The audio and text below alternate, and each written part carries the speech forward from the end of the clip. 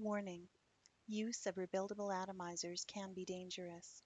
No one involved with the making of this video will be held liable for any damages that may occur during the use of any build.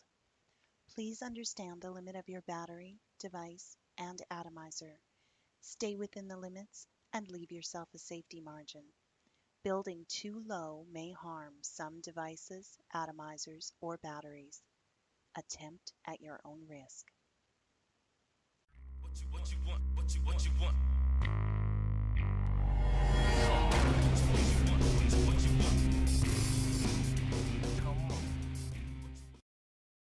Okay guys, welcome back to the build series.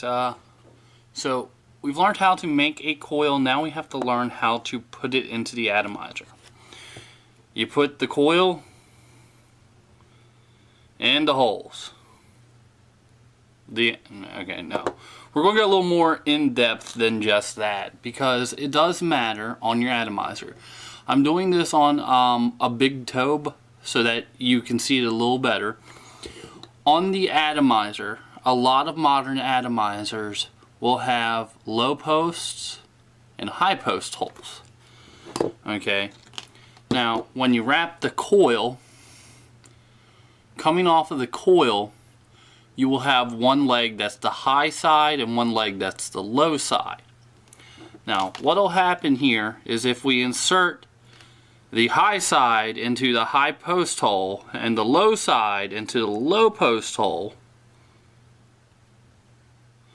the coil wants to set into the atomizer horizontal. Now let me take that back out. Now if we take the high post hole and put it in the low post and vice versa, so if we flip it around, what you wind up with is a coil that wants to set more vertical.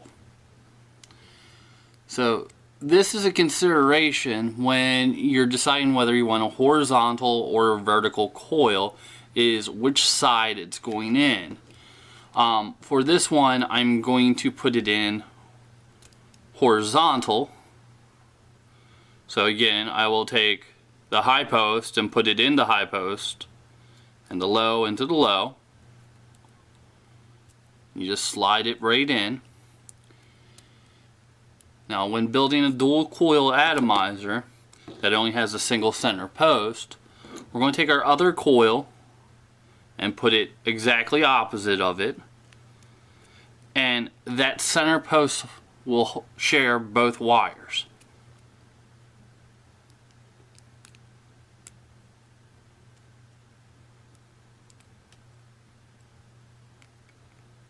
Just like so. Now, for positioning, once you have the coils in and installed, you can put in your drill bits you used to wrap it around and either push them in, pull them out, move them however you need them moved, and use the drill bits as a kind of joystick while keeping it in round.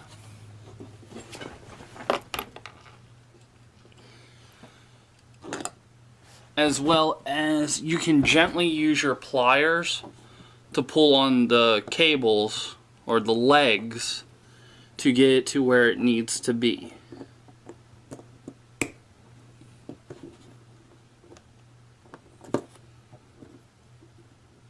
So gently pulling on the wires, positioning my coils where I want them.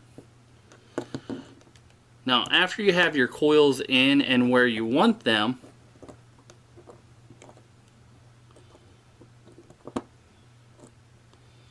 you can use the screws on the outside to hold your coil roughly where you want, so you can work on the other one.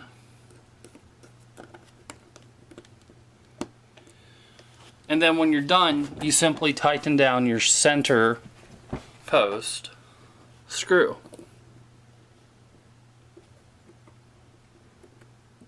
So everything's in there where I want. Now I do want to make some adjustments, so you can just unloosen the one post you need to adjust on and pull what you need where you need it. and then retighten down.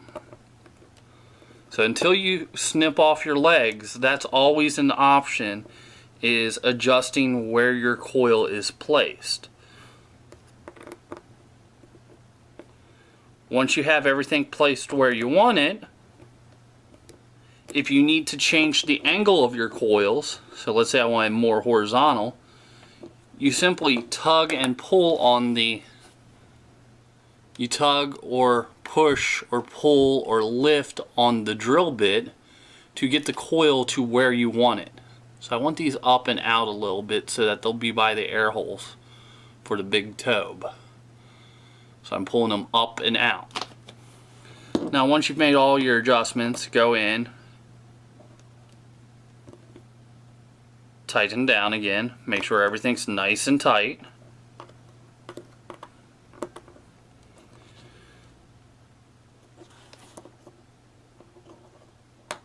And pull out your drill bits. Now, what I do to make the next part a little easier is I will grab my snips, my toenail clippers, and I will bend the wires out.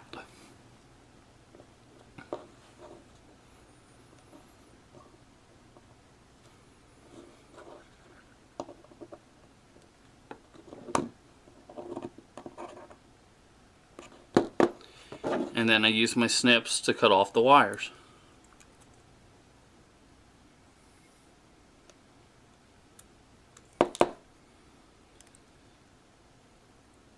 Do be very careful when cutting your wires. And that's how you install a coil.